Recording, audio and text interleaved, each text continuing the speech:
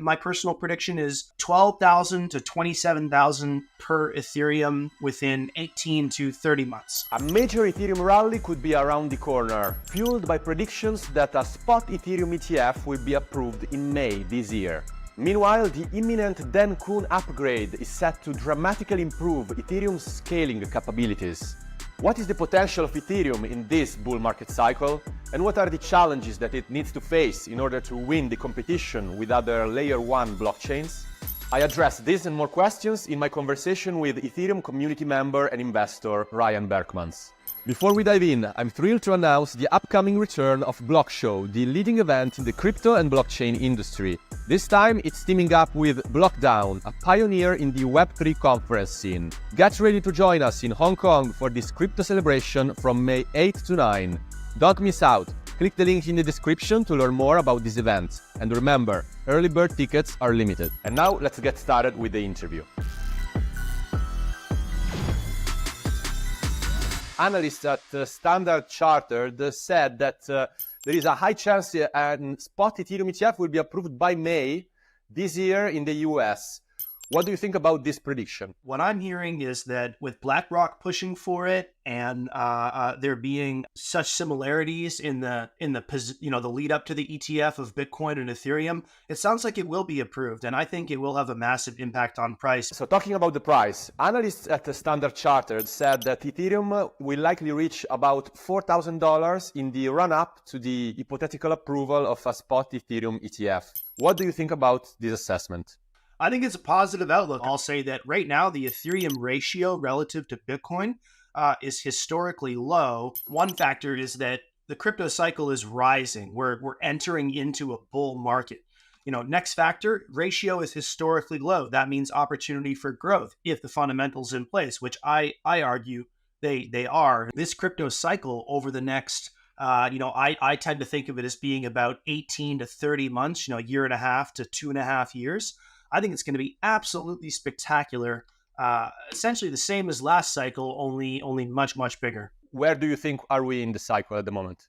I think we're in the second inning, Giovanni. I think that a lot of folks like to think that 2024 is going to be this big blow-off top year, that the bull is imminent. I don't think that's the case. I think we're in the warm-up here. I think that the real highs are likelier to come in 2025 or 26. It's going to take some time, Obviously, the U.S. presidential election could have a potentially significant impact on prices. There's a lot of perception that, one side is anti-crypto and the other is pro-crypto, which is an unfortunate reality. So we'll have to see how the election and those perceptions pan out. But overall, I think we're in the early innings of an obvious bull formation. I know that it's difficult to make predictions, but what is the numbers are you looking at in terms of price peak for Ethereum at the top of this cycle? Right. So, Giovanni, I've looked at my personal prediction for the peak Bitcoin Ether ratio this cycle, as well as sort of some hand-wavy math around the fact that following the Ethereum merge to proof of stake, we've eliminated huge amounts of sell pressure into Ether that the mining community was contributing. Ethereum mining was so big that it put a gravity well into the global GPU industry. It was this huge phenomenon. And at the top last cycle, not a lot of people know this, but 60% of all proof of work cost was Ethereum. So even though Ethereum had a much smaller market cap than Bitcoin, we were actually contributing about 50% more raw dollars to proof of work sell pressure at those top prices. If you look at the Bitcoin halving and you look at the merge, we should expect aggregate proof of work sell pressure to be over 80% reduced compared to last cycle at the top. So this is like a big number, 80%. Last cycle, we were seeing miners dump on average, because everything with miners is about averages. They can borrow money, they can delay selling. They have what we call working capital solutions to control when they dump in terms of the timing. So when we talk about miner dumping, we don't literally mean miners have to turn around and sell the day after. We mean that they have a structural circumstance where they eventually have to sell. It's non-optional. With that in mind, at the top last cycle, it was about $1 billion a week in proof of work costs. These are big numbers.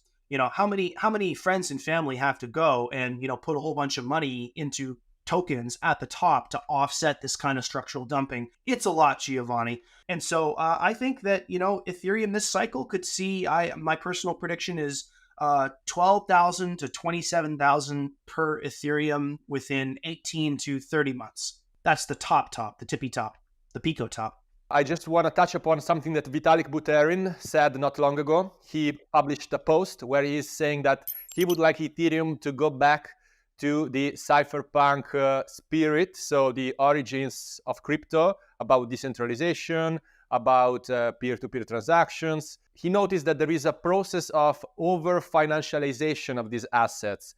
And if we assume that there is this ETF coming up soon, it seems that Ethereum is not going in the direction that Vitalik is advocating for. What are your thoughts on that? To be honest, I think the ETF is small potatoes. The over-financialization that Vitalik cautions us about is not so much related to the ETF as it is related to the pure focus of Ethereum application developers on financial use cases. They're always trying to invent the next best market, the next best synthetic product.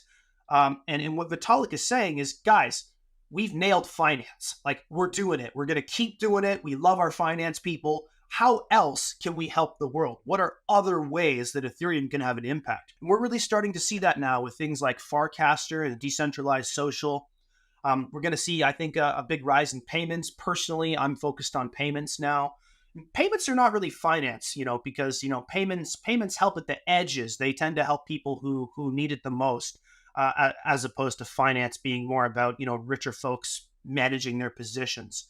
And so I think that Vitalik's call to avoid over financialization says less about the ETF environment and less about our relationship with TradFi, and more about an inward reflection on what kinds of applications we choose to develop during this period of strength for us. I want to touch upon an imminent hard fork that we are going to see in a matter of days or weeks, which is called the Denkun upgrade. So can you tell us in a few simple words why this upgrade of Ethereum is so significant? What Denkun adds, the main contribution that everyone is so excited about, is this new type of data storage on the Ethereum L1 called blobs, like a blob of data. What that does is it's going to expand the data bandwidth of the Ethereum L1 by approximately 7 times, 7x. The way that Ethereum has chosen to scale is through a web of chains. So we have these layer 2 networks. And like, what is a layer 2? A layer 2 is a blockchain where the security of funds, in terms of the theft of funds, comes from Ethereum's security itself. And so you have all these chains that connect to Ethereum, and then through Ethereum they connect to each other. But in order to achieve this web of chains scaling phenomenon, it has to consume data bandwidth on Ethereum. The problem for L2s is they go to the block space supermarket and they want to get like some block space off the shelf, and they're so excited. But the problem is there's all these corporations and high net worth individuals and protocols and DAOs that are like super rich, and they come in and they take all the block space off the shelf because they're like hungry for block space, and they can afford to spend lots of money on it because they're moving $10,000 a transaction or a lot more. And so the layer 2s are like, man, this sucks. I want to scale. I want to provide block space for tens of thousands and one day billions of users, but I have to pay all these high fees because I'm competing for block space with all these whales and protocols. Well, that's what the blob space changes, because the 7x in new data capacity that will launch in March, that 7x is a separate supermarket that you can only use for kind of bulk data purchases. You can't use that data to run a Uniswap transaction on the Ethereum layer 1 chain. You can't use that data to do a bridging operation or a DAO governance vote or a domain name registration.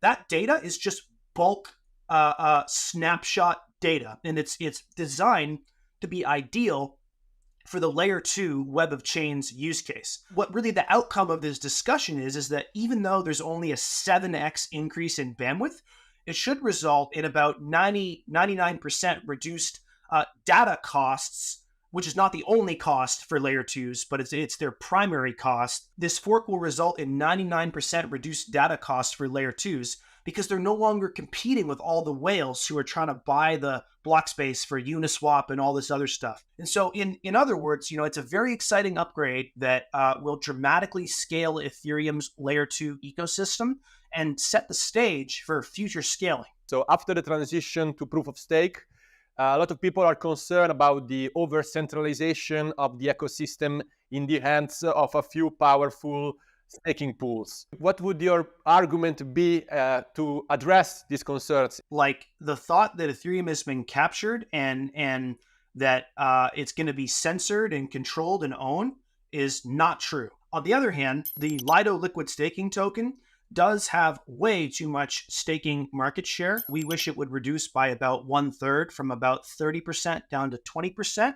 And so there are some great competitive products coming now that are giving Lido a run for their money. So I think time will tell, but with any luck, we will conquer the Lido market share issue in the years to come. So I think the future of decentralization for Ethereum is bright, and we've survived a lot of trials already. So you don't agree with the argument that staking is making rich even richer as a system? Oh, that's actually a common misconception. You see, the interesting thing about staking is that if you stake $5 of Ethereum through Lido, or you stake one Ethereum validator, which today costs, I don't know, about 70,000, or if you stake 100 validators, you actually get the same percentage return as everybody else.